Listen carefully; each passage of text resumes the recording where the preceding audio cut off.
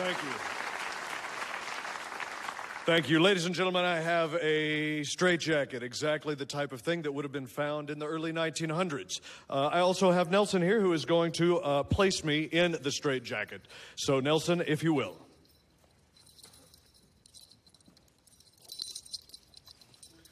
The straitjacket goes on exactly the opposite of a normal jacket. What would typically be in the front, the fasteners go to the back. Now, the straitjacket itself was invented in 1790 by an upholsterer. It was created as a method for treating mental illness, as well as a way to protect hospital staff, fellow inmates, and out-of-control patients from themselves. When it was designed, it was believed to be impossible to escape from such a device. Now, once the four buckles on the back are secured, the next step are the arms. The arms get crossed.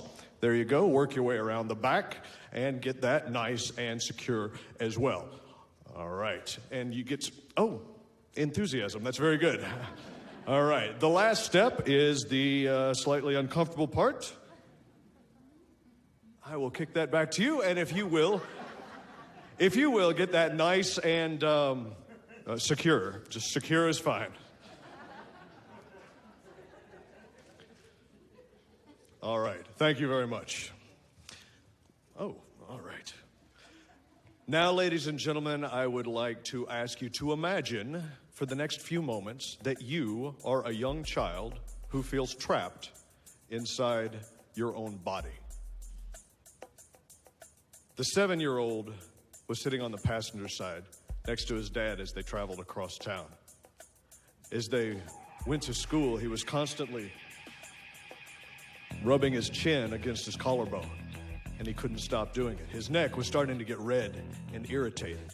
And even though he wanted to, for some strange reason, he just couldn't stop doing it. He kept doing it over and over and over.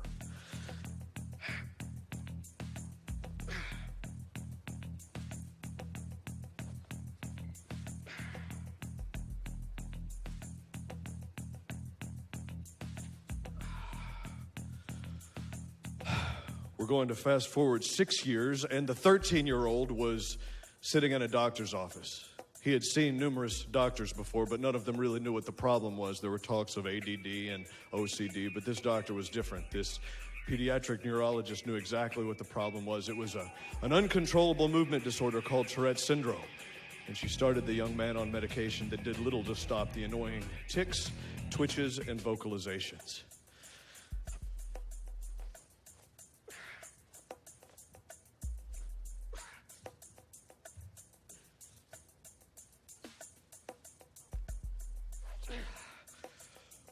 3 years later, the 16-year-old was focused, reading a script.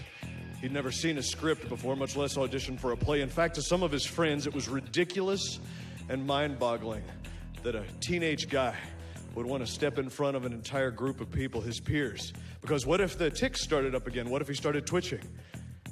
He would undoubtedly be made fun of for the rest of his time in school. They thought his dream of being a professional entertainer, impossible.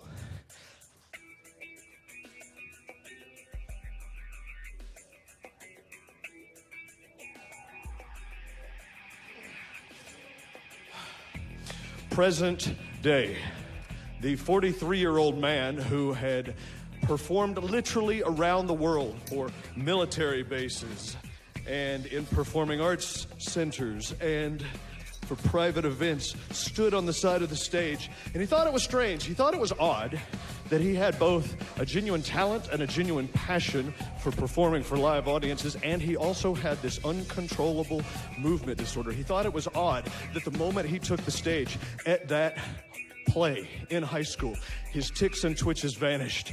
And then he stepped out on stage before you here tonight.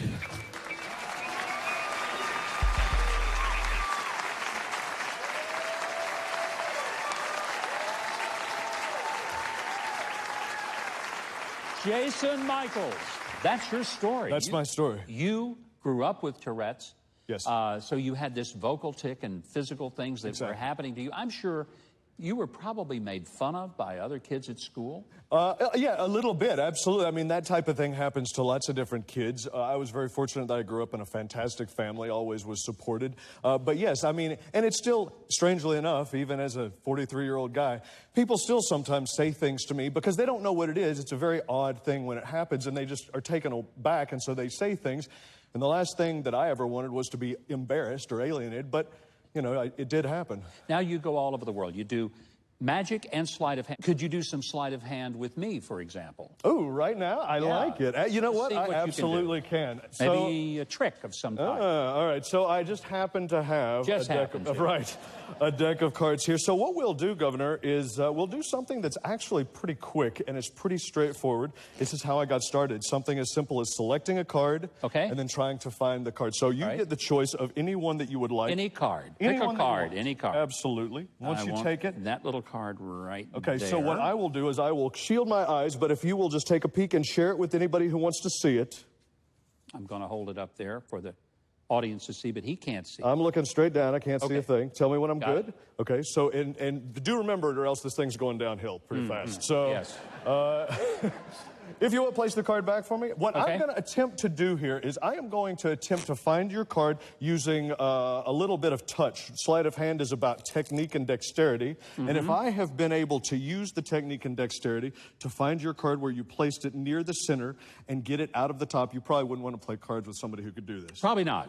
There's a private game going on after the show. Yeah, I'm sure there is, and I'm not in it, that's for sure. Do me a favor, hold your hand out for me. The fact that I can get your card, what is that? The Queen of Spades. That is only slightly impressive. Here's what's more important. Well, first off, that was your card, yes, the Queen of Spades? No. No, did you not pick the Queen of Spades? I did not pick. Okay, what was the card? What was the card?